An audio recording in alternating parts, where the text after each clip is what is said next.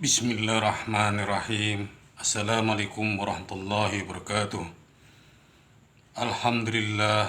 Allahumma sholli ala Muhammad wa ala ali Muhammad.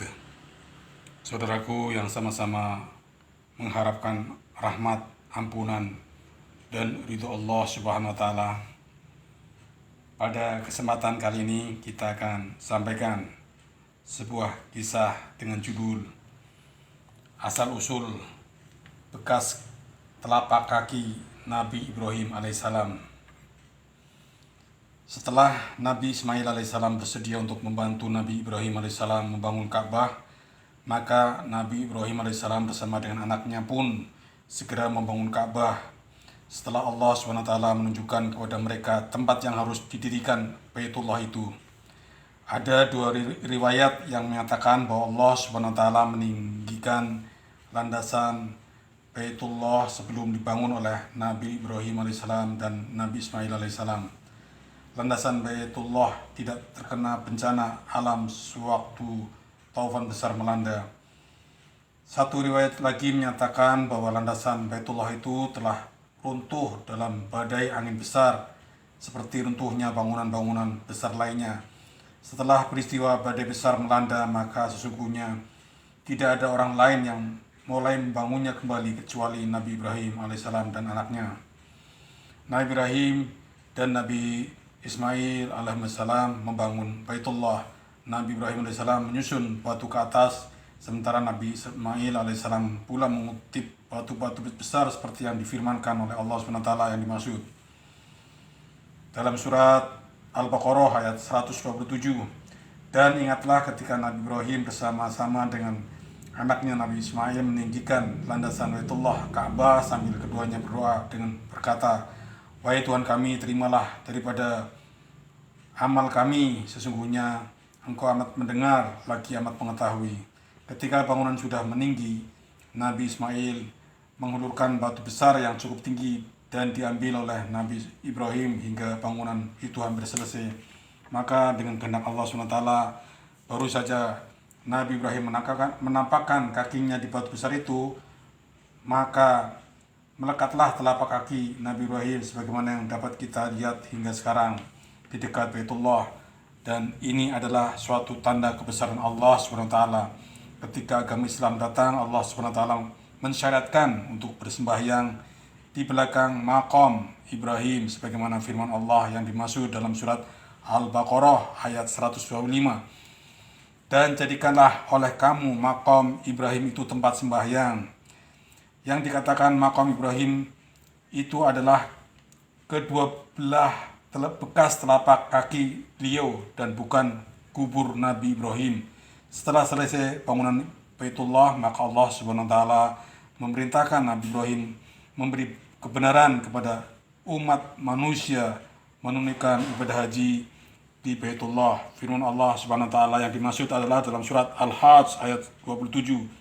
Dan serulah umat manusia untuk datang mengerjakan haji, niscaya mereka akan datang ke rumah Allahmu dengan berjalan kaki, dengan berkendaraan berjenis-jenis unta yang kurus yang datangnya dari berbagai daerah negeri yang jauh.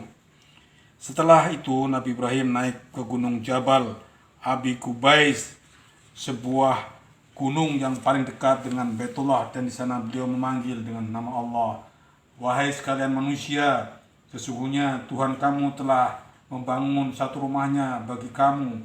Oleh karena itu hendaklah kamu semua tunaikan haji di sana." Nabi Ibrahim menyeru ke kanan dan ke kiri seolah-olah orang mengumandangkan azan. Allah SWT menyampaikan seruan Nabi Ibrahim alaihissalam pada setiap orang yang diciptakan dalam bacaan talbiyah, dan itulah pernyataan semua orang yang mengerjakan fardu haji, karena haji itu tidak akan sah tanpa talbiyah. Bacaan talbiyah sebagai berikut: labbaika Allahumma labbaik, labbaika la syarika lak, innal hamda wa ni'mata wal mulka la syarika lak, yang bermakna aku datang untuk menunaikan panggilanmu ya Allah. Menunaikan haji adalah salah satu rukun Islam. Oleh sebab itu hendaklah kita menunaikan apabila sudah mampu melaksanakannya.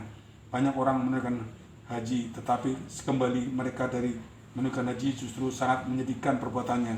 mereka melakukan maksiat lebih buruk dari masa sebelum menunaikan haji.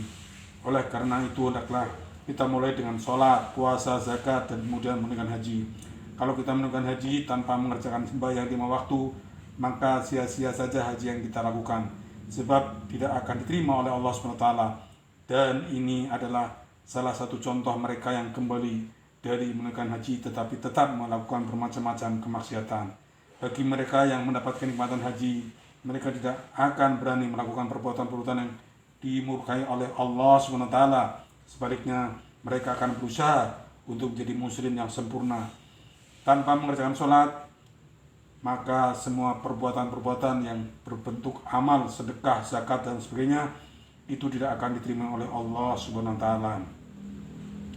Saudaraku yang sama-sama mengharapkan rahmat, ampunan, dan ridho Allah SWT, demikian sebuah kisah asal-usul dari Maqam Ibrahim alaihissalam telah kita dengar bersama-sama. Semoga kita bisa mengambil pelajaran. Mari kita berupaya dengan sungguh-sungguh untuk bisa menunaikan rukun Islam yang kelima, yaitu melaksanakan ibadah haji. Semoga Allah berikan kepada kita kemampuan untuk melaksanakannya, baik lahir maupun batin. Demikian yang bisa kita sampaikan, kurang lebihnya mohon maaf. Kita tutup dengan doa kiframul majlis. Subhanaka Allahumma rabbana wa bihamdika asyhadu an la ilaha illa anta astaghfiruka wa atubu ilaik. Wallahu muwaffiq ila aqwamit thoriq. Wassalamualaikum warahmatullahi